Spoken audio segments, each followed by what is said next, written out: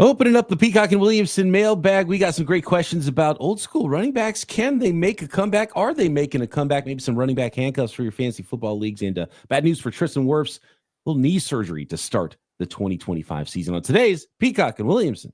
NFL analyst Brian Peacock and former NFL scout Matt Williamson bring you expert NFL analysis every day in less than 30 minutes.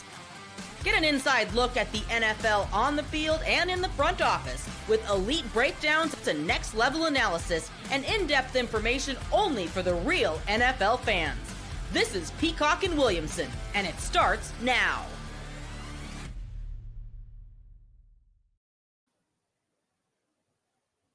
Welcome to the Peacock and Williamson NFL Show. Brian Peacock alongside Matt Williamson at BD Peacock at Williamson NFL. Thanks everybody for making us your first listen on the Locked On Podcast Network. Your team every day. Love our everydayers. Thanks for hanging with us, getting ready for 2025. Some bad news for the Buccaneers and Tristan Wirfs as we get close to training camps opening next week. And I do want to let everybody know that today's episode of Peacock and Williamson is brought to you by FanDuel, America's #1 sports book. And right now, great time to sign up. New customers get $150 in bonus bets when your first $5 bet wins. Just go to FanDuel.com to get started. Let's start with the bad news first. Then we got some good questions here, and we're going to have a little fun today. But Tristan Wirfs looks like he's going to have some knee surgery. Something's been nagging him for a while, apparently, and odd timing. You don't love people going into surgery a week before camp, 2 weeks before camp, but here we are. Nearing the middle of July, and Tristan Wirfs going to have a knee procedure, not a major surgery. It's not an ACL. He's not going to be gone for the season, but the start of the season, he's not going to be out there, which is not a great way for things to begin. And we talked about this yesterday, right, with how we're projecting teams, and everyone's optimistic, and it's optimistic season, and this is what starts to stack up, and this is not the last surgery we're going to hear about in 2025, man. No, and the way I interpreted it, just reading the headlines, were, okay, he's going to work on it postseason. It's something that bugged him, as all these guys have something. And there's a lot of guys that deal with injuries after the season or get scopes or whatever. I'm not a medical expert, but it just wasn't getting better quick enough to the team and players' liking. So enough of this nonsense. Let's just get it done so that it never bothers you again, hopefully. And if that costs us the first month of the season, so be it. That stinks, but it's better than it lingering all your career or what if it goes out in the playoffs or whatever, I think it's just a long-term plan. Now, tremendous player. I mean, I think he's a top 4 tackle, and a little bit unique in that a natural right tackle that went to the left side to make his other teammates better that couldn't play left tackle. And it was a very, very successful experiment. And people don't put them in this same light, but I think Tampa's O-line is easily a tier 1. I mean, it's right there with like Detroit and Philly, and he's the biggest reason why. And it maybe even is number 1. I mean, it's one of the best lines in the league, and it's kind of the secret sauce. I mean, they keep going through coordinators left and right, and those guys are tremendous. And Baker's come a long way, and they have really good weapons. But an awesome line sure makes all those other jobs a lot easier. So you don't love hearing it, but at least it's only a month or so, Yeah, it's a line that has second-year guy Graham Barton that, they're hoping becomes a superstar center for them long-term. Cody Mock on the right side with Luke Gedicke. And Tristan Wirfs is a big part of that line. You go from Wirfs to, I don't know, Charlie Heck, I think is the backup I'm looking at right now. Right. There's nothing on the street.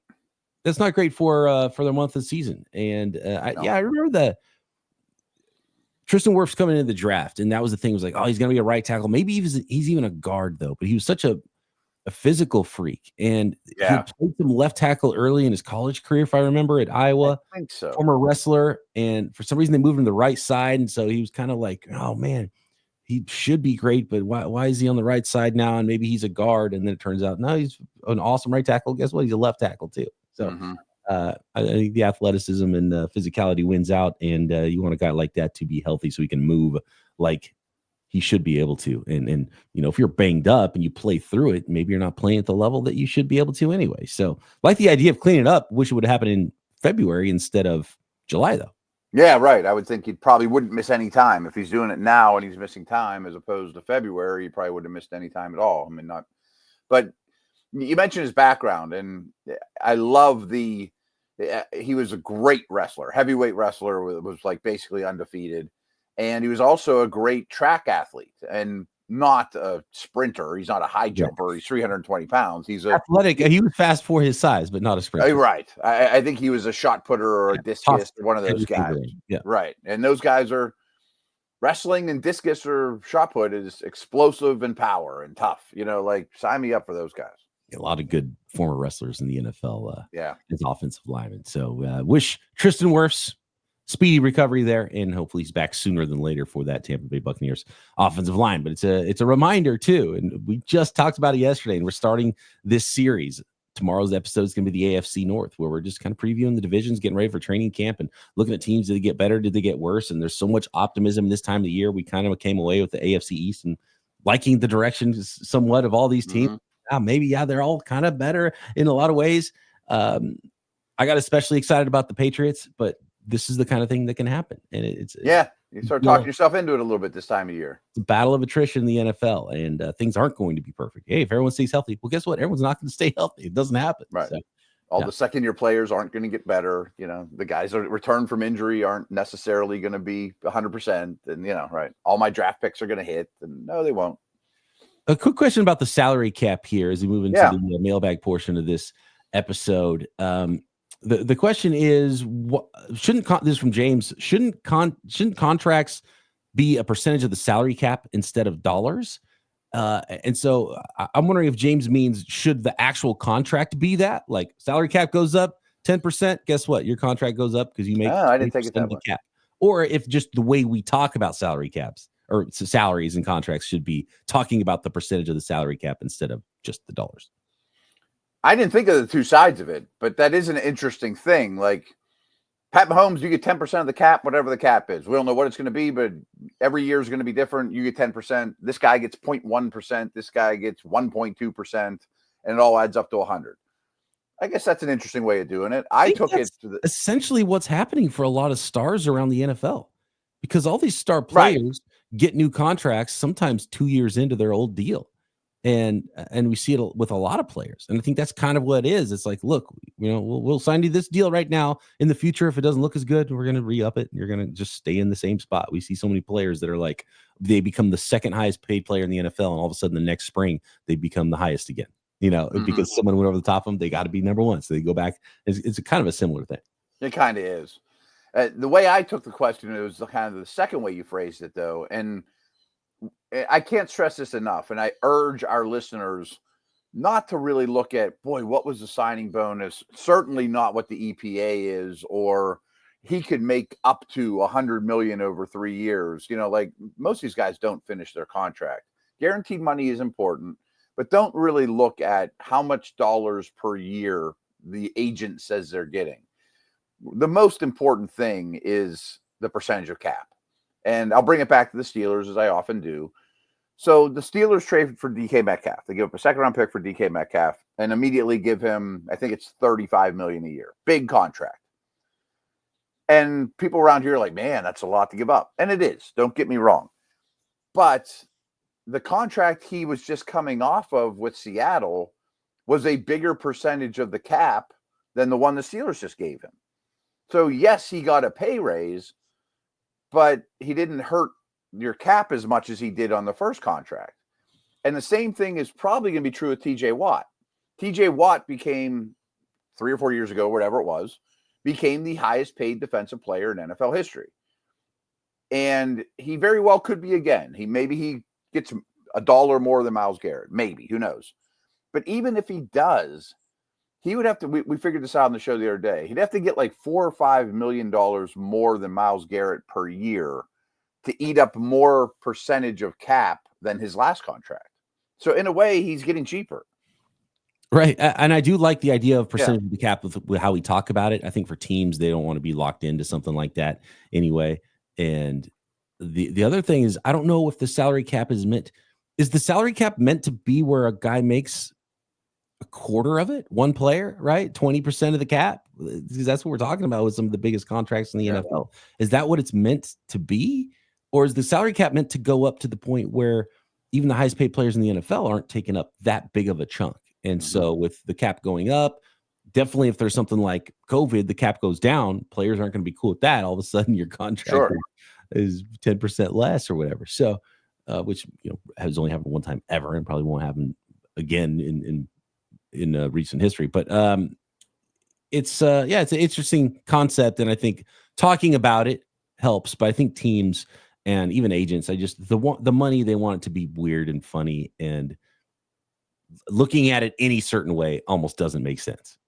Right. The biggest thing that makes sense is the league is remarkably healthy and productive and profitable right now, more so than any time. And the cap, the biggest way to learn is how much is the cap and how much are franchises worth? How many billions are these franchises worth? And all those things are going through the roof. So the trickle down is, okay, Watt gets 10 million more per year than the last time, but it's still a drop in the bucket.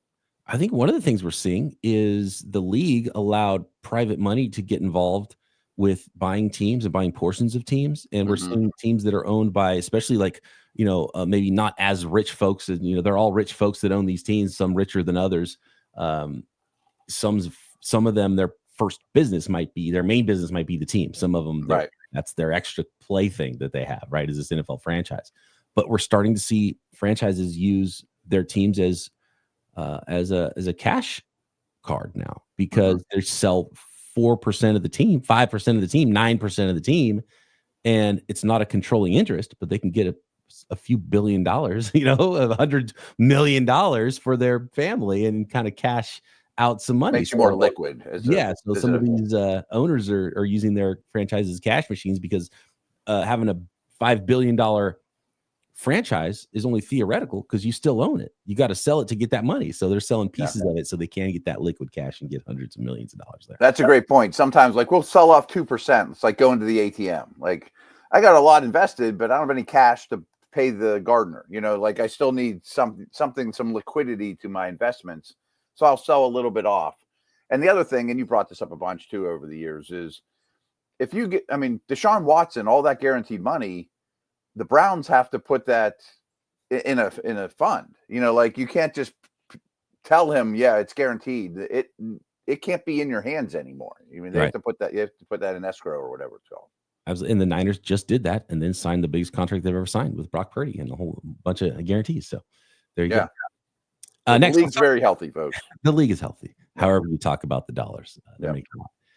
I'm glad we talk about the NFL and not bowling or billiards or something. Yes. Talk running backs. Is the old school running back making a comeback? And what about your running back handcuffs in your fantasy football league? And how about some wide receiver quarterback stacks? Next.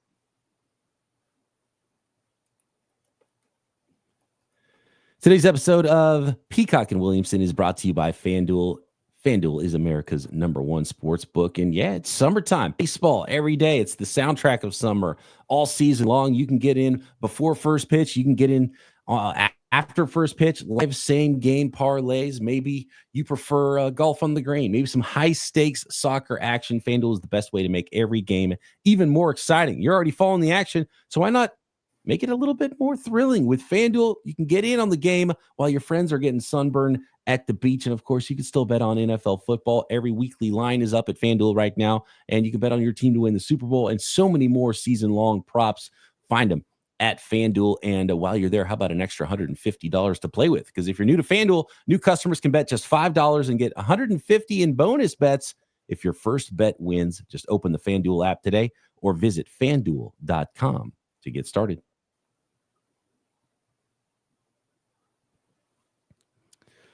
So I'm sure you look back at the era of the bus, Jerome Bettis, fondly, right? Oh yeah. It used to be a running back league, and the big time running backs were the main attractions. You talk about Walter Payton and O.J. Simpson and Jim Brown, and it was a running back league. It is very much a quarterback and a passing league now. But we're seeing some teams zig while everyone else is zagging and getting lighter, and the boxes are getting lighter, and everyone's getting faster, and wide receivers are 155 pounds now, and corners are 178 pounds. Paul wants to know, with offensive linemen getting more and more athletic, is it surprising we haven't seen another Jerome Bettis type running back in the NFL? And I would argue that we kind of are seeing that a little bit, maybe not to that extreme with the Ravens and Derrick Henry, who employ massive fullback and have a 250-pound running back. And it's worked out quite well for them. Derrick looks a lot better in his underwear than Jerome does, though. Yeah. For sure. But, yeah. But in terms of poundage and physicality, 100%. So I don't know. First off, maybe I'm missing something, but why does more athletic offensive linemen matter in this equation? Yeah, I'm thinking more about the size of defensive players. Me too. And more athletic linebackers that are 200. The 49ers just drafted a 5'11", 221-pound linebacker in the third round. Yeah. Like, we used to call that a safety. I mean, he's 30 pounds lighter than Jerome, maybe more. Trust me. I mean, I used to sometimes park next to him and see him in the parking lot when I was a Pitt. I mean, like, I couldn't imagine trying to tackle that guy. Right. Yeah, it's not fun. And there are some players. I mean, I think in this last draft, we have a guy not quite built like Jerome Bettis, but Cam Scatterbo. Like, he's not a run away from you player. He is going to bounce off of you. If he's successful in the NFL, he's going to be a bowling ball and bouncing off tacklers, and that's his thing. And so we're starting to see a little bit of that. And I think there are some teams that are utilizing a power run game and using that to their advantage versus lighter defenses. I think defenses are doing a good job of counteracting that with how they play defense. But running backs everyone needs to be bigger for you to be bigger than the other team. And you're just not getting as many big people in the NFL as you used to. Like, where's the 350-pound nose tackle to stop it all? Yeah. Right? The offensive lineman is actually one position that hasn't gotten that much smaller. They have gotten more athletic, but they're still huge and they're still big. But wide receivers are smaller. Tight ends are getting smaller as well. Everyone's getting smaller. Yeah, and even I was going to mention the nose tackle thing. Just bring back the Steelers. There's no Casey Hamptons anymore. I mean, you don't see that very often. You have to be pretty special. And Jerome would even run behind like a 240-pound blocking fullback. I mean, like, that's a lot of beef. It's 500 pounds of beef just in the backfield coming straight downhill at you. Now, I look at it from the angle you're talking about is, what are defenses giving us, not how athletic my offensive line is, because defenses now are so much about taking away explosives that if I'm going to get light boxes with light dudes, Jerome's going to eat that alive. You know what I mean? Right. Allstott's going to eat that alive. And he's just going to be hard to tackle over and over. But you also don't get the explosives out of your running back position. Like, wouldn't you rather pitch it to Travion Henderson, who could take it to the house? Yeah, you know what I mean? Like, as opposed to wearing down little people, do I want to create explosives in the run game? And passing game is still more explosive too. So it's okay. Right. You're going to go power run game, and that's fine. But if you don't have the explosive element on top of it, you're just going to be behind in the NFL. And I don't know if that's worth teams really chasing that hard. Now, they can be balanced. They can run the ball well, and they can have a nice big back. But you still have to have the other aspects in today's game too. So we're never going to go all the way back to that style of play for sure. But I think some teams zigging while everyone else zags, I think they can find some advantages there for sure. As I say, I like the zigzag part of it all. And with respect to Henry, and we know he's an outlier, he still doesn't offer you much in the passing game. There's a lot of snaps in Baltimore. He's on the sidelines. Yeah. And Jerome would be even more. It's still more important. Yeah. Right. And that's kind of the thing with defensive linemen too, is one of the reasons why there's no 350-pound nose tackles anymore, because everyone has to rush the passer because the other team's going to come out passing a lot. So if you have to be able to stop the run, but you have to also be able to get after the quarterback. So instead of 340-pound nose tackles, even though there are still some nose tackles and some shade positions and, some two-gap stuff, these guys are 315 pounds instead of 340, and they're still the biggest guy on the defense.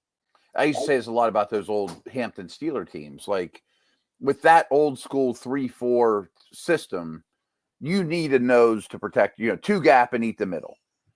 But the thing is, if you have Casey Hampton, the Steelers would often lose to the Patriots, who would just come out in 3 wide, and Hampton would hold his helmet the whole time on the sidelines. Right. But if you don't have them, they would have put big personnel out there and run up the gut on you. You know what I mean? Like, his value almost is not when he's on the field, and just the presence. The passing game is just king. It's just It's just going to be king, right? And you can score quicker, and you can find ways with space over the middle of the field to get those 4.5 yards plus have a little bit more than you can with just running a Jerome Bettis type too. So right. I don't think it'll fully ever make a comeback, but there is a little bit of a power element that some teams are able to take advantage of now with the lighter boxes for sure. Super quick thing to add to this, though. I just double checked. Jerome was the 10th pick in the draft coming out of Notre Dame. Is he even a first rounder? I mean, Henry wasn't a first rounder. He's not even a running back. He's probably playing. I think he was even announced as a fullback at the podium, which is kind of funny to me. With the 10th pick in the draft, the Rams take fullback. Jerome Roger Craig was a fullback too. Like it used to be a thing back then, right? Yeah, the different thing. Like if Jerome comes out now as I'll be kind, 255-pound, 5'11", awesome college football player, tests pretty well. I think he goes early second round like Henry. Maybe even to the third. Oh, yeah. The same exact Jerome Bettis is for sure not a first rounder. I'm just thinking. Yeah. Because Henry was an early second. Chubb was an early second. 18-year-old Jerome Bettis is even a running back when he gets to campus in college. Like, are they making him he's 5'11", so it's hard to find a place. I don't know where else he'd be. Right. He'd be a linebacker because linebackers. I think he was a big-time linebacker in high school, too, just because I know this. And he's also like a 300 bowler, which is weird too. He looks like a bowling ball. He might be a pro bowler. Right? He's definitely not a first rounder. He wouldn't be a top. No chance. How fast was Jerome Bettis? He had a lot of breakaway runs. I have no clue what his 40 is. It couldn't have been good. Right. But he had a lot of long runs certainly at Notre Dame and with the Steelers.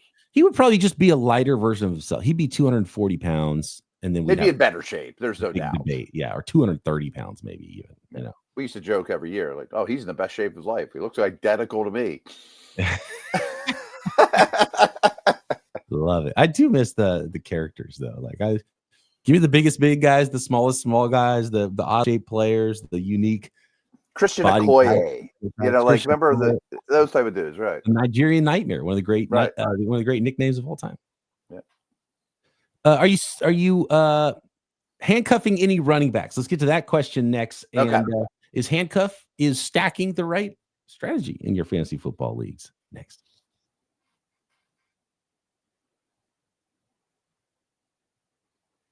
This question from Marco says, you mentioned that you are not into handcuff running backs in fantasy. In redraft leagues, are you into wide receiver quarterback stacks? Giving current ADPs, which one are you targeting in drafts? And I think he's directing that towards me because I've talked about handcuffs in the past, and it would kind of be my same answer for wide receiver quarterback stacks. And we talked about this off the air a little bit, Matt, and you can kind of divulge your strategies there and why quarterback wide receiver stacks might work. For me, the reason I don't handcuff running backs is because I just want the best running backs. So yeah, another team's backup running back might be a better play. And then you have two awesome running backs instead of, just one handcuff for your top guy. Now, if it's a good handcuff and is strong and you can get him late, then absolutely you want to have the backup to, draft Jordan Mason if you're going to draft Christian McCaffrey 1.1 because you can Jordan Mason in round 9 or whatever, round 10. But I'm not chasing handcuffs necessarily. And wide receiver quarterback stacks, it's kind of a similar deal. And in redraft leagues, kind of even more so to me, like get the best wide receiver and the best quarterback. Why are you forcing the stack? But I know you have some ideas about why a person would force that stack, but it's more about best ball. Yeah, and again, this is a little over my fantasy pay grade, but the only time I really dabbled in best ball was last summer. And you can do it now, and Underdog and all these different places offer it, and it's cool. But I did some research, and I listened to my share of fantasy pods as I do all year round, and everyone's always talking about wide receiver or quarterback pass catcher stacks in best ball. And I'm like, when I did my drafts last summer, I'm like, I'm just taking the best guys. And I didn't do very well. It was a rookie mistake. And the logic is, okay, should I take Chase or Jefferson? Well, maybe I'll take Jefferson because McCarthy's so much cheaper. I can guarantee I can get him in the 8th or 9th round as opposed to using a super high pick to get Burrow because I might not get him. And best ball, you just want your team to score the most that given day. So if Burrow throws 3 touchdowns to Chase, you probably won that time if you have both of them, of course. So best ball, I guess it makes a lot of sense. in redraft, I'm with you. Like, I'm just taking the best guys. Maybe it's a tiebreaker. If I have Hurts and I'm torn between Devontae Smith and George Pickens, I might take Smith, just as a tiebreaker. But if I'm not going out of my way for handcuffs or for stacks. But I do think it is real in best ball, but I just don't know enough about it to really tell you the ones I would go after for where they're going now. But I do have some handcuff running backs that I have a lot of interest in. And I wanted to quote J.J. Zacharyson on this. We haven't brought his name up a lot, but he does a lot of good fantasy stuff, late round quarterback. And he's an analytics guy. And what he's really found is if you're going to use mid to late round picks on running backs / handcuffs, really target the guys that catch passes. I mean, it just raises their floor. So here's some of my names for true handcuffs I'm after. Spears with the Titans. Because I think, and Warren with the Steelers. Because I think both those guys have standalone value where I can start them if dudes are hurt. They can be a flex. But they're always going to have a high floor and catch a lot of passes. Maybe they even become the clear number one on their team. That's not crazy. The starter goes down, and now he's a clear number one and has that other value you already talked about. Yeah, exactly. So those are ones I'm definitely interested in. You mentioned Mason. He's not a great receiver, but I think he's a real solid handcuff behind a aging Aaron Jones in Minnesota on a real good offense that just rebuilt their entire interior O-line. Yeah, similar scheme there. So I like the transition. And look, part of it is a Shanahan thing, and nobody coaches up a run game better than Kyle Shanahan. Jordan Mason has a better career yards per carry than Christian McCaffrey does. I'm just going to throw that out there. Wow. I mean, he's a good football player, Yeah. One I'm sort of interested in, but I thought was underwhelming, but he was a high pick last year, is Benson with the Cardinals too. Connor's always underrated, but I wasn't blown away with Benson, but the organization used a second-round pick on him, and Connor does have an injury history. I would consider him. That one doesn't blow my doors off. But three real cheap guys that I would definitely target, like end-of-your-draft guys, dart throws. Roschon Johnson with the Bears. I think he might be their Montgomery. I mean, he's not special, but the Lions O coordinator comes to the Bears. Swift isn't special. You know what I mean? Yeah. And I think Swift is their Gibbs and Johnson is their Montgomery, lesser versions, of course. Everyone's expecting a running back, too, at the top of the draft for the Bears. Yeah. They didn't take one. They didn't take one. So coaches love Johnson. He's a special teamer. He backed up Bijan. He does all the little things. I think Shipley's Barkley's handcuff, and I don't think he's a great player, but I don't care who the running back is. And Barkley had such a massive workload last year that even if he misses 2 games, Shipley might be a top 10 running back on that team. If Barkley's out, and you can get him dirt cheap. And my last one is Ray Davis with the Bills. I just like his style. He's kind of a shorter, lesser Jerome, actually. I mean, just kind of a bowling ball that's hard to tackle on a good offense. And those guys are super expensive. I love it. Yeah, especially if you can get them cheap late. And you have the starter, it starts to make a lot more sense. Let's take a look at this is a question that kind of is I think it was asked in a way that you're going to have to side with the Packers on this one and not the Steelers. JDS says, what's more impressive, the Packers run of quarterbacks or Steelers head coaches? And I think it's definitely the quarterbacks because it's harder to find. You can just be patient and not fire a head coach and be a consistent franchise. But, man, it's a lot harder to find back-to-back Hall of Fame quarterbacks and then follow up with the third that looks like he's pretty good too and find out what happens with Jordan Love's career. But I mean, they throw Bart Starr's name in there. Yeah. You know what I mean? Like they had a Hall of Famer way back when, too. Yeah.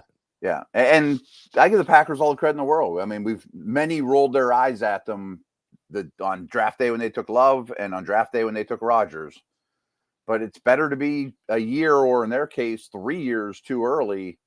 And maybe we should kind of eat our words a little bit on Atlanta, like, what if Penix is awesome? That's not the move I would have made, but if is it bad to have a super talented quarterback sit around for a year or two? Mahomes sat behind Alex Smith, Green Bay's the poster boys for these, like we don't need one, but we'll take them anyway. Ideally 1 year you sit every quarterback. And so 2 years. It used to be a Isn't thing. that big of a deal. Yeah. And phenomenal what the Packers have done. It really is. It is very hard to do. And there's been franchises that haven't found one in that time frame. Mm-hmm. And people forget, I mean, Favre was a very early second-round pick of the Falcons, who the Falcons and Glanville hated. I mean, he was a goof. And the Packers traded a first-round pick for him. So Atlanta's like, we took a second-round investment that we hate. We turned into a first-round pick. We're just fleecing the Packers. Yeah, he's no Chris Chandler. I'm trying to think of who the quarterback was, but that was pre-Chris Chandler, right? Let's see. Who was the quarterback? Maybe that's who he was battling. I don't know who was playing over Favre, but he didn't know what a nickel defense was. And, all these stories, there was a story I heard recently of Aaron Rodgers. So this is late career Brett Favre, and he was in camp with Rodgers, and some of the things he was saying was like, man, even at that point in his career, he was just like drop back and just hammer that ball and throw it. Yeah. Right. Oh, I think it was maybe JT O'Sullivan was talking about how Favre was just like 1, 2, 3, put it on him. Like that's what he did. Drop back, put the ball on him. That's all you did. Throw a 105 mile an hour fastball ball through your chest. Right. It worked. I don't know if it worked now, but it worked then. And give the Packers credit for. We'll give you a first round pick for the guy you hate that you took in the second round. Quick hitter here. We all know who the top 4 quarterbacks is, Jared says, but who's your 5th? Have we said like who our 5th quarterback is if we're ranking them? I'll try to. This is something that's not a quick hitter, but there's 4 names that I would even consider: Daniels, Stafford, Herbert, Stroud. I can't make Stroud a yes. He doesn't beat the other ones out after last year. Yeah, I think I'd still go with Herbert. I would pick Daniels this year, but I would have taken Stroud last year because that's just where I'm at, and I'm going for swinging for the fences on the guy who might be in the next year. Stafford's not going to be a tier 1 guy as good as he is. Right. Herbert, I've waited long enough, and I'd put my stock into Daniels or Stroud being that guy going into this year, and so that's kind of where I'm at. I feel like I'd be on an island with Herbert, but I can't quite quit him. I'm really in a bad I understand. I hear you.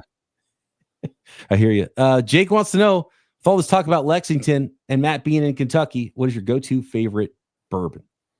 Well, I tried a bunch of new stuff there. I went crazy in this bourbon superstore, and the prices. Side note, PA for liquor is like the highest price state out there, I guess, like the taxes and stuff. So even if you just like go to the Ohio border, it's worth your time because it's just so much cheaper. But some of the same bottles were almost like 60% the price that they are here. So I got some of the stuff I just grabbed. But I tried a bunch of new stuff. But my real answer is when I'm roaming around in the liquor store in PA on a Tuesday, something good that's on sale. Okay. Yeah. I don't have a very refined palate. Don't get me wrong. I'm not like, I taste the hints of oak and, cherry, blah, blah, blah. I get something that's good that's on sale. Yeah. I'm more of a rye guy myself. So I wouldn't, I'm not making any trips to Kentucky. I'd rather go to Scotland and maybe taste some scotches or, there you go. Yeah. Rye. I went to the High West Distillery in Utah, in Park City, so that was fun. It had I'm looking at a bottle right now. I could run over and grab and show you. I'm definitely a rye whiskey guy. Okay. The bourbon's got a little bit of sweetness. I don't like the corn whiskey as much, and there's some good ones, sure, but I reached the bourbon's kind of last on my list of whiskeys, to be honest with you. My former brother-in-law is into Scotch, and so many people are. So there was one summer I gave Scotches a try, and it's just they're too strong for me. It's not my. It's an investment too, because then you got to try all the different styles of Scotch from all the different little nooks and crannies in Scotland, and some of them are more peaty, and some of them the peaty ones. I'd open the bottle, and my wife would be upstairs like, "What is that?" Yeah, exactly. My dad's a bourbon guy. It sure looks like my son's going to be a bourbon guy. If he's not, he's going to be out of the will. So it's just in our blood, Yeah. And I tried Scotch. I respect it. It's just not my bag. Phenomenal. Thanks for all the questions. Apologies to the ones we did not get to. Get them in next week at BD Peacock, at Williamson NFL. Drop a question in the YouTube comments. Subscribe while you're there. And Matt and I back tomorrow. AFC North. How's that division look? Who got better? Talk to you then right here. Peacock and Williamson.